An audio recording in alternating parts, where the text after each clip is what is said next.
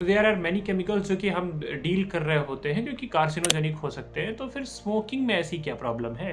Y smoking is the main cause of cancer? ये जो chemicals हैं कैंसर कॉज कैसे कर रहे होते हैं? तो ये एक्चुअली कॉज कैसे कर रहे होते हैं कि दे डैमेजेस योर डीएनए।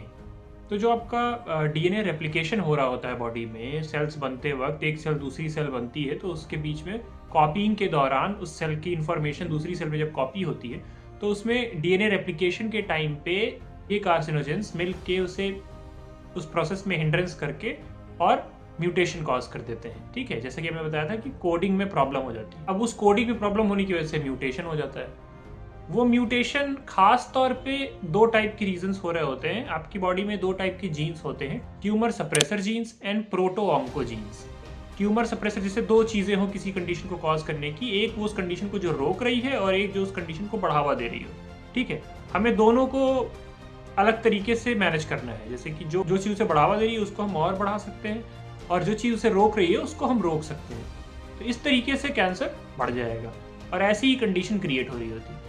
ये कुछ ऐसा ही है कि जैसे समझो कि अगर हमें सोसाइटी का पूरा सिस्टम खराब करना हो और रेबेलियस लोग पैदा करने हो तो जो क्रिमिनल्स हैं उनको जेल के बाहर कर दो और जो अच्छे लोग हैं उनको जेल में डाल दो। It's something like that. लगातार स्मोकिंग से जो आपकी सेल्स को इरिटेशन होता है, उसमें जो डेथ होती है, उसकी वजह से रिपेयर मैकेनिज्म भी है बॉडी का जो उस म्यूटेशंस को रोक सकता था, वो रिपेयर मैकेनिज्म भी सही से काम नहीं करता।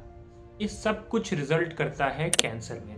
इस वजह से सिगरेट बन जाता है आपका बहुत बड़ा कॉज कैंसर कराने का। It's not just aiming you by one point, वो मल्टीपल निशानों के साथ आप पे हमला कर रहा होता है। This increases the chance of getting cancer by smoking.